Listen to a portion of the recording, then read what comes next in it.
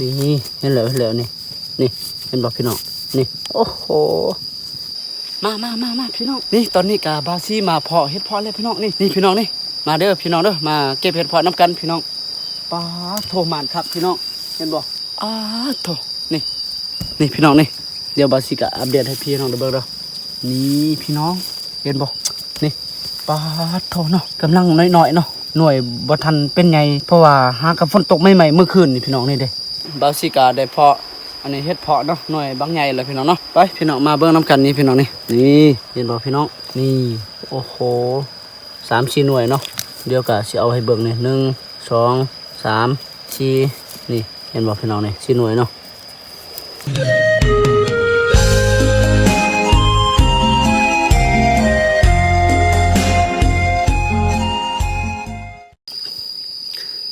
เอากลับสบายดีอีกครั้งเนาะพี่น้องเนาะสบายดีเด้อพ่อแม่พี่น้องเนาะวันนี้กับบาวชีกะได้พาพี่พาน้องเนาะไปหาเก็บเห็ดเพาะอีกพี่น้องเนาะบ่ฮู้ว่ามันสิเกิดหรือบ่เนาะเพราะว่าเมื่อคืนนี่ก็ฝนตกแห้งแดดทางอันนี้ห้วยกระทาพี่น้องเนาะมาพี่น้องเนาะมาติดตามมาเบิ่งน้ำกันพี่น้องมาเก็บเห็ดเพาะน้ำกันเด้อพี่น้องเนาะเอาพี่น้องก่อนรับชมก็อย่าลืมกดติดตามแล้วก็กดไลค์กดแชร์เด้อพี่น้องเพื่อเป็นกำลังใจให้บาวชีเฮ็ดคลิปเนาะนะพี่น้องตามมาพี่น้องนี่พี่น้องตอนนี้กับบาซี่มาอยู่บอนอันนี้นี่กกใหม่อันนี้บอนเห็ดเพาะมันเกิดเนาะนี่พี่น้องนี่เห็ดเพาะพี่น้องมาพี่น้องมาเก็บเห็ดเพาะเด้อนี่เห็นบอกพี่น้องนี่โอ้โหกำลังอันนี้เนาะฝนตกเมื่อคืนนี่พอดีมันเกิดอันนี้หน่วยบางหน่วยกันยังน้อยๆเนาะนี่เอาเลยว้าโทพี่น้องนี่เห็ดเพาะปาโทมาพี่น้องมาเห็ดเพาะน้ำกันเด้อครับเดี๋ยวบาซีกาสิได้อัปเดตเนาะนี่เห็นบอกพี่น้องนี่มานคักนี่พี่น้องจะบ่มีอันนี้บอลไหวเนาะก็สิได้ใส่อันนี้ทงมาพี่น้องหาเห็ดเพาะนี่เห็นบ่พี่น้องนี่เห็ดเพาะพี่น้องโอ้มันเน่าตีอันนี้เอ้ยบ่มีฝาเด้เนาะ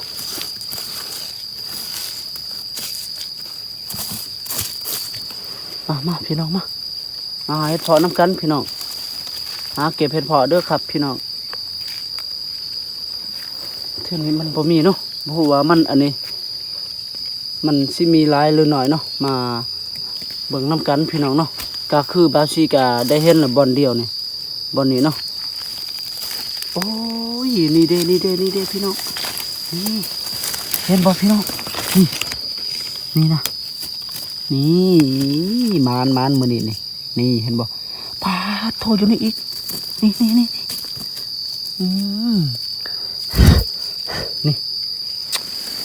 โอ้ยอยู่นี่อีกนี่เห็นบ่พี่น้องนี่เห็ดเพาะพี่น้องเนาะบ่ฮู้ว่าเห็ดเพาะทรายหรือเห็ดเพาะนี่พี่น้องเนาะบาซีกาขึ้นอันนี้เก็บอยู่ห้วยกระทาเนาะอยู่พูนแหละพี่น้องนี่เด้กระถาหนึ่งเนาะเห็ดเพาะเกิดแล้วเด้อพี่น้องเด้ออันนี้มันกำลังหน่วยหน่อยๆเนาะเอาไว้ก่อนนี่โอ้มันอยู่ใต้ดินโถนี่เห็นบ่นี่คันบกขดออกนึงบ่เห็นเนาะนี่มันมันนี่พี่น้อง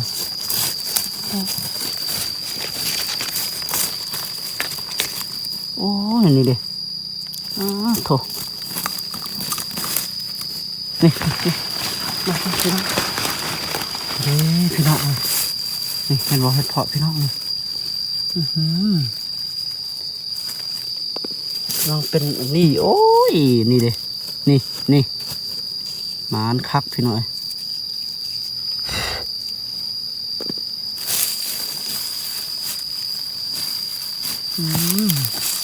โอ้ยเจ้านี่ดอกมากินเนาะนี่อันนี้มันสุดยอดเลยตรงนี้นี่มันมากินเห็ดเพาะเด้อ อ้าวนี่เกือบกายบางยาเนี่ยเกือบบ่เห็นเนาะไม่ได้หรอกเฮ็ดเพาะพี่น้องเด้อนี่ว้าอีพ่อคือบ่อันนั้นถือผ้ามานำนะเอาผ้าอันที่อันนี้มันอยู่อันนี้ได้ใต้ดินนี่ได้มันบ่ได้อยู่นี่เพราะว่ามันกำลังเกิดเนาะโอ้นี่กำลังเป็นหน่วยน้อยๆนะบ่ทันใหญ่ดอกมื้ออื่นมื้อพุ่นแหละเอาแต่หน่วยใหญ่ๆเนาะนี่พี่น้องโถนี่กำลังอันนี้เนาะมันบ่ทันเป็นใหญ่อีหลีนี่นี่หน่วยหน่อย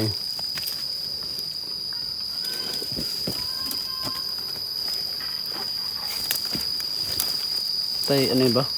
เก็บยอดบอนบ่เบอไปเบิ่งพันมาอีกเนาะเพราะว่ามันสิมีหลายหรือน้อยเนาะพี่น้องเนาะ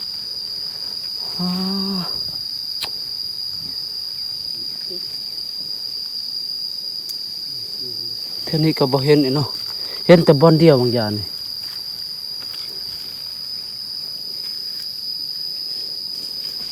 คันว่าฝนตกหลายอันนี้หลายเถื่อเนาะหากะฝนตกเมื่อคืนนี่ทีนี้อันนี้เห็ดเพาะเลยนี่ตกหลายเถื่อนี่กะอันนี้คือสิอันนี้หลายกว่านี้เนาะเดี๋ยวบาซีกะสิได้ซอกหาเท่านี้ก่อนมันหกลายนี่นะนี่ครับพี่น้องนี่เห็ดเพาะนี่โอ้มานพี่น้องมาเก็บเห็ดเพาะน้ำกันพี่น้องนี่เห็นบ่บางหน่วยกะใหญ่เลยเนาะบางหน่วยกะยังน้อยเนาะ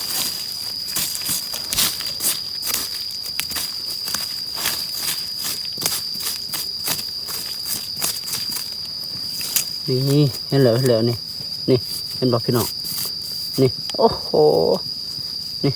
จะได้ไว้บนนี้ก่อนหายากเด้อโอ้หน่วยนี่ยังน้อยๆเนาะนี่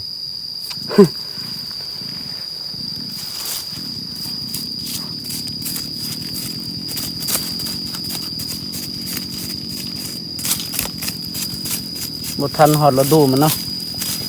เดือนอันนี้นี่แหละเห็ดเพาะเกิดลายนี่เดือน6เดือน7นี่แหละพี่น้อยเนาะ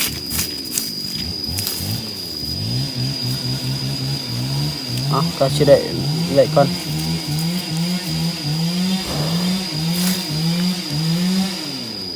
สิได้หาเท่านี้ก่อนเนาะแล้วก็สิได้ไปบอนใหม่แต่ว่าบาซิกาบ่ฮู้เด้อเนาะว่ามันอันนี้มันสิมีลายหรือบ่เนาะถ้าคอยมาอันนี้หา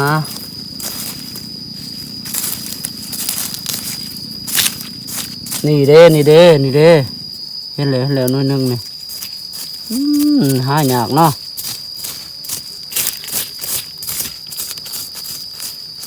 เห็นอีกแล้ว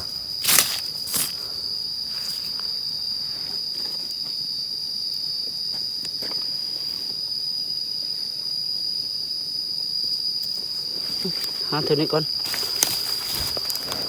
เอาแล้วนี่เห็นบอกพี่น้องนี่เห็นแล้วเนาะนี่แต่อันมันมีบลายเนาะนี่โอ้ยหายากเด้อหน่อย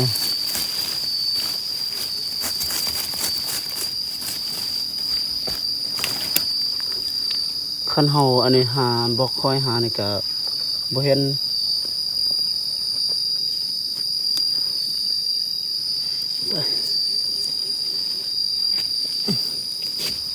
มันหกเนาะผ่าก็บ่ได้เอามาจ้ะ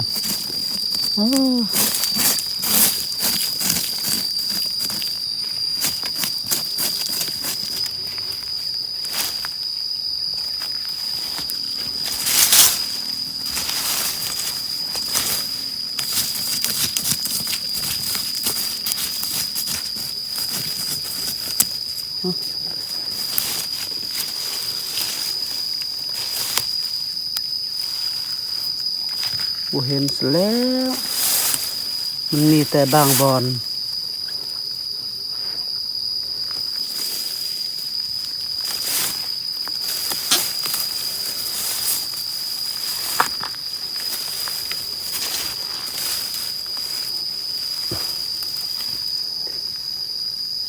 ยามนี้ก็อันนี้เฮ็ดเพาะบ่อันนี้เนาะเกิดบ่ทันหลายเนาะบ่คือฤดูอันนี้เดือน6พี่น้องเนาะเดือน6นี่ก็โอ้บ่ให้เว้าพี่น้องบาสีก็เคยหาเฮ็ดเพาะคุปีนี่ดินี่เฮ็ดแล้วพอแล้วพี่น้องนี่นี่2หน่วยละ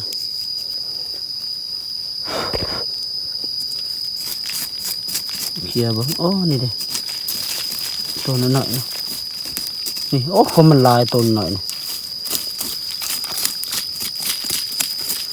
บ่เห็นเลย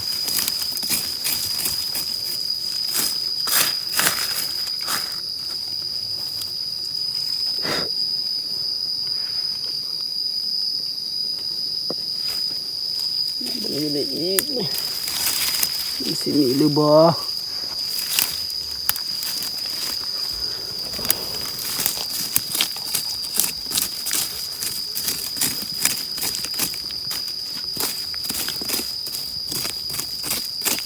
นี่เนาะ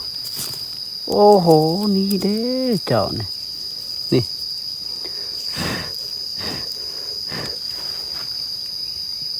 คันเฮาบ่เขียเลยบ่เห็นเนาะ หน่วยหน่อยนี่เอาเลยซะบ่ไว้ก่อนให้มันใหญ่ก่อนเนาะเอาต้นนี้นี่ซ้ำนี่พอดีเลย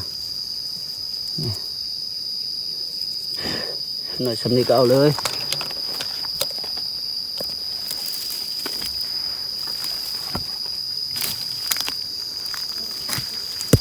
อีพอก็อันนี้เนาะเพิ่นไปหาอันนี้เก็บยอดบน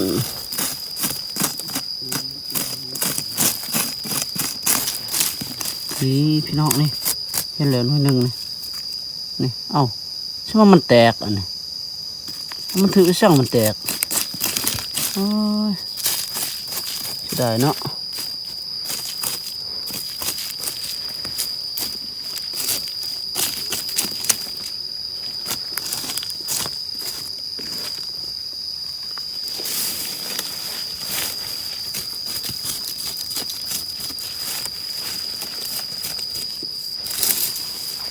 บ่เห็นแล้วพี่น้องเอ้ยมันมีแต่บางบอนนะโอ้โหบังเสียเลยเสียนี่ว่าจะนี่บ่เห็นนะเนาะ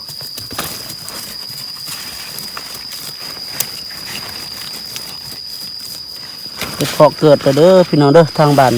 เฮานี่แต่ว่ามันบ่ทันหลายเนาะมันมีบ่หลายนี่หาก็เกิดใหม่ๆนี่นะฝนตกเมื่อคืนนะนึงมากกับนี่โอ้โหนี่เห็นบ่หน่วยน้อยๆนี่ยังน้อยๆเนาะ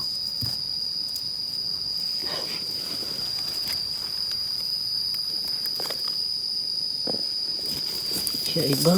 งกำลังมีอีกโอ้โหแตกเบิด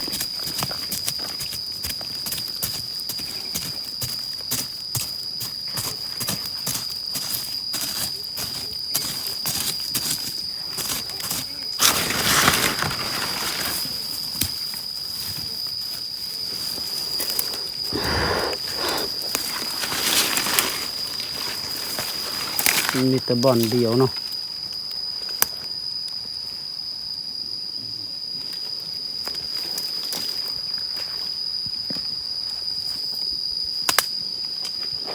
ครับธรรมศาสตร์พี่น้องบรรยากาศก็ดีมื้อนี้เนาะ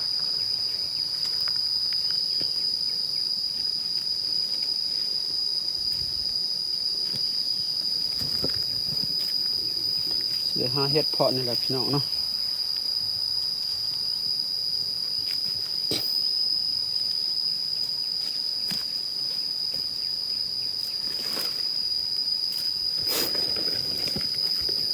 มันมีบหลาย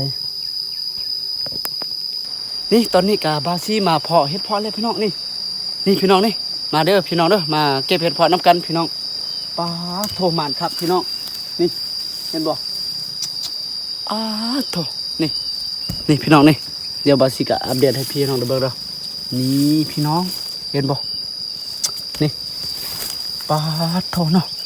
กำลังน้อยๆเนาะหน่วยบ่ทันเป็นไงเพราะว่าหากับฝนตกใหม่ๆเมื่อคืนนี่พี่น้องนี่เด้นี่โอ้ความมันหลายพี่น้องเอ้ยอย่าหลายแต่ว่าอันนี้เนาะหน่วยบ่ทันเป็นใหญ่กำลังน้อยๆเนาะโอ้โหมาเดี๋ยวบาสิกะสิอันนี้เก็บเลือกเอาเนาะเอาโตหน่วยใหญ่ๆนี่แหละมาเบิ่งน้ำกันว่ามันสิหน่อยใหญ่สำใดเนาะนี่โอ้เห็นบ่พี่น้องสำนี้นี่ก็เอาเลยเนาะนี่ก็ได้2 หน่วยแล้วมั้งอันนี้นะอันนี้มันเป็นแนวนี้นึกเฮ็ดเพาะคือกันนี่พี่น้องนี่เห็นบ่พี่น้องนี่แต่ว่าอันนี้เนาะกำลังหน่วยน้อยๆนี่เก็บเอาเลือกเอาโตหน่วยใหญ่พี่น้องนี่โอ้โหมันคักพี่น้องโอ้ย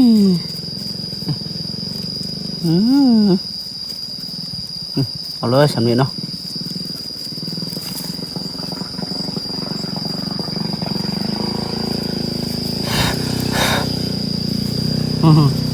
อะไรสำนี้เลือกเอาโตเนี่ยหน่วยใหญ่ๆเนาะเฮ้ยนี่เป็นบ่พี่น้องนี่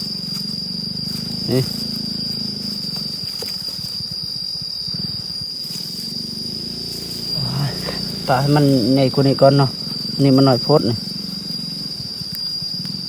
โอ้มานครับหน่อยพุ่นนะนี่ทีนี้ก็มีเห็ดนี่เนาะเห็ดเพาะพี่น้องนี่ฟังลาวเขาเอิ้นว่าอันนี้เห็ดเพาะพี่น้องเนาะแต่ว่าพี่น้องฟังไทยและกระต่างประเทศเนาะเอิ้นว่าเห็ดยังนี่พี่น้องนี่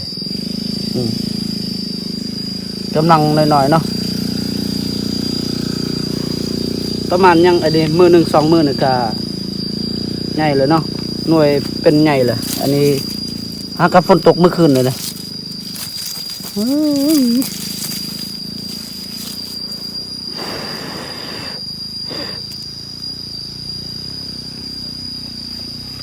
พุ่นน่ะพี่น้องเด้นี่พี่น้องนี่เนาะกำลังอันนี้หน่วยน้อยอยู่ลายคักเว้ยโอ้โหนี่พี่น้องเห็นบ่นี่เห็ดเพาะนี่เห็นบ่นี่โอ้ยนี่หน่วยน้อยกำลังเนาะนี่ปาดโถ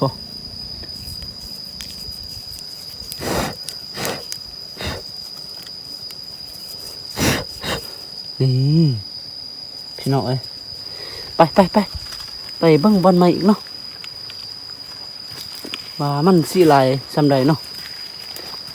ยังอีกอันนี้2 3 มือเดียวบาสิกะสิได้ไปหาใหม่เนาะ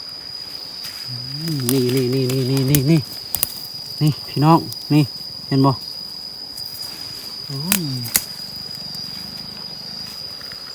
นี่โตอันนี้เนาะหน่วยน้อยมันกำลังเป็นนี่คือแนวนี้เนาะโอ้โหนี่พี่น้องเอ้ยเดี๋ยวบาสิกาสิตั้งมาพี่น้องเอาเห็ดเพาะน้ำกันนี่โอ้เห็นบอกพี่น้องนี่โอ้โหมานคักพี่น้องพูดนะอันนี้กระเม็ดนี่เห็นบอกนี่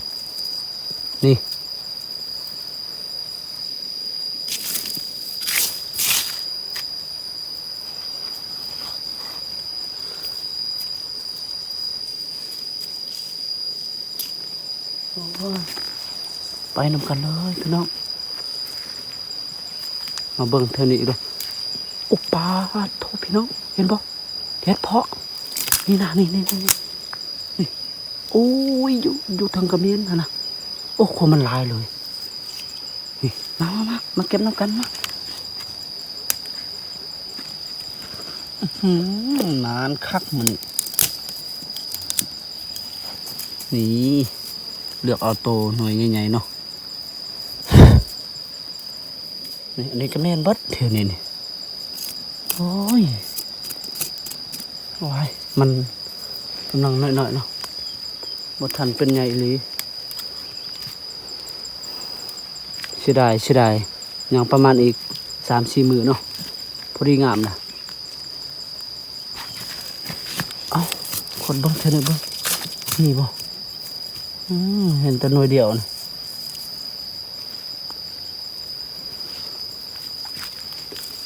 โอ้โหนี่เห็นบ่พี่น้องเฮ็ดเพาะเฮ็ดเพาะ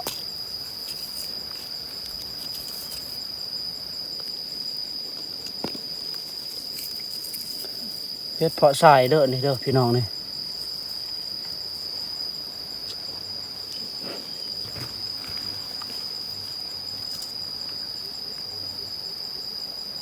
เนี่ย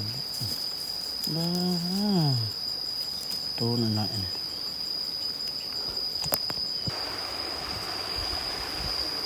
มาพี่น้องมาตามมานี่พี่น้องบาซิกาได้เพาะอันนี้เฮ็ดเพาะเนาะหน่วยบางใหญ่เลยพี่น้องเนาะไปพี่น้องมาเบิ่งน้ำกันนี่พี่น้องนี่เห็นบ่พี่น้องนี่โอ้โห3-4 หน่วยเนาะเดี๋ยวกะสิเอาให้เบิ่งนี่1 2 3 4นี่เห็นบ่พี่น้องนี่4 หน่วยเนาะมันมีบางบอนนะเป็นบอนเนาะ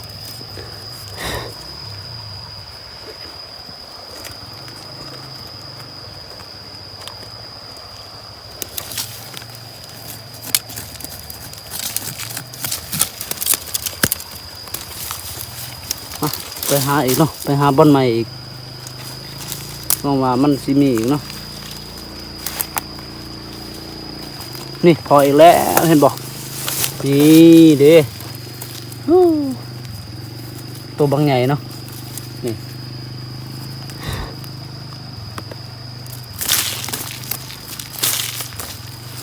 มันมีแต่อันนี้หน่วยเดียว2 หน่วยเนาะมันมีเนาะมันมีบ่หลายบ่ไปสิได้ไปหาบอนใหม่อีกเนาะโอ้อันนี้หน่วยน้อยๆนี่โอ้มันเอาได้แล้วสำนี้เนาะนี่ตัวนี้มันน้อยนี่เด้โอ้หายากเด้อโอ้ยไปมาอันนี้หาเท่านี้ก่อนดูว่ามันสิมีลายหรือเนาะนี่เห็นอีกแล้วนี่เห็นบ่คันบ่หาเลยบ่เห็นนี่เฮ้ยหมานคักมันนี่พี่น้องเอ้ยเนาะดีใจแห้งล่ะได้อันนี้เฮ็ดเพาะเนาะพอได้เฮ็ดอันนี้เป็นเมนูตอนแรงพี่น้องเอ้ยเนาะเก่งเนาะไหมใส่เฮ็ดเพาะนี่ความแซ่บเนาะ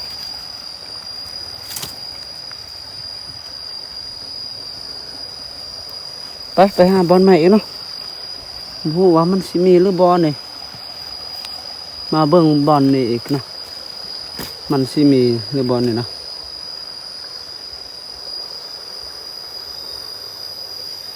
เทื่ออันนั้นเขาเจาะปั๊มเนาะ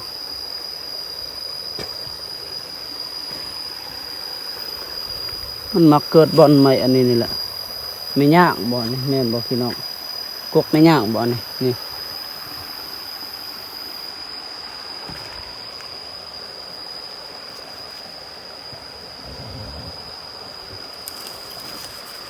หมอกับอันนี้ห้วยกระทาเลยเนาะ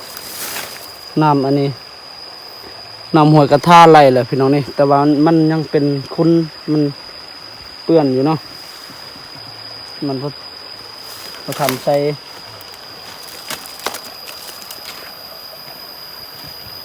น้ำยังขุ่นอยู่เฮ้ยหายากเด้อพี่น้องมีแต่หินนี่ก้อนหินล้วนนี่นะ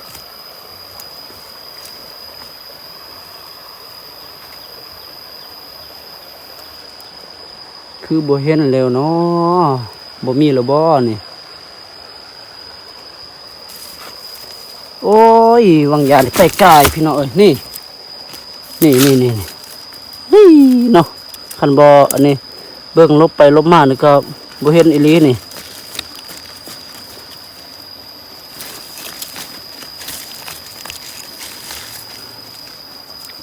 นี่หน่วยบางใหญ่เลยเกือบปะเนาะ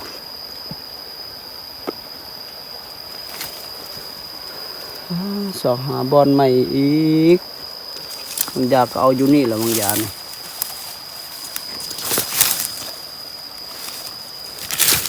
นี่ก็จังเห็นคือกันมันมีบ่ทันบ่ลายปันใดเนาะเดือน6พุ่นละสิมีหลายคือปีกายในบาซิกาเคยหาเท่านี้เนาะ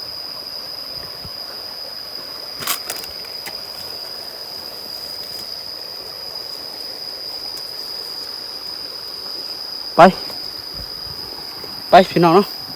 ไปเบิ่งบอลใหม่อีกพี่น้องพูดเลยก็สิได้ไปหาบอลวันนั้นเนาะไปหาบอลใหม่อีกพี่น้องเนาะ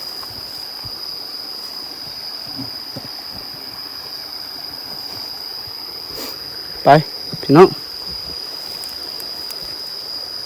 ฮึบ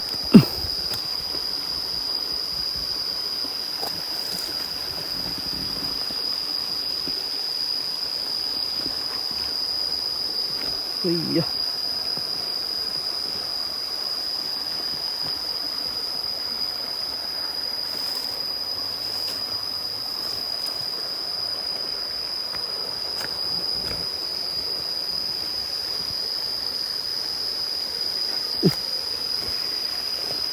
เราไปหากินอีกเหมือนนี้เนาะเห็นเห็ดเพาะก็เอาเห็ดเพาะเห็นเห็ดอันนี้เห็ดบดก็เอาเห็ดบดเนาะ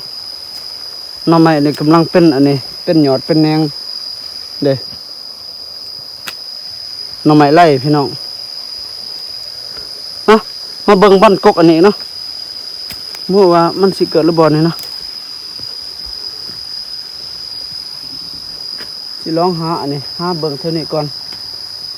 คันบ่เห็นก็สิได้ไปหาบอลใหม่ขอบคุณหลายๆเด้อครับพี่น้องที่เข้ามาติดตามและมารับชมเนาะสองบาวซีพี่น้องกะบาวซีกะสิได้อัปเดตเพียงนี้ไปก่อนเนาะพี่น้องกะสิได้เมื่อกินข้าวกินน้ำก่อนเพราะว่าข้าวเช้ากะบ่ทันกินพี่น้องเนาะมาพี่น้องนี่ก็คืออยู่เที่ยงอันนี้แหละอยู่เที่ยงพี่เคยกับพี่สาวเนาะกะสิได้พักผ่อนมื้อนั้นเนาะพี่น้องเนาะแล้วก็สิได้กินข้าวกินน้ำแล้วก็สิได้ออกไปหากินได้แล้วก็สิได้ไปหาใหม่เฮ็ดอันนี้เศร้าเฮือนพี่น้องเนาะขอบคุณหลายๆเด้อครับที่พี่น้องเข้ามาติดตามเนาะครับเอาบ๊ายบายเจอกันคลิปต่อไปพี่น้อง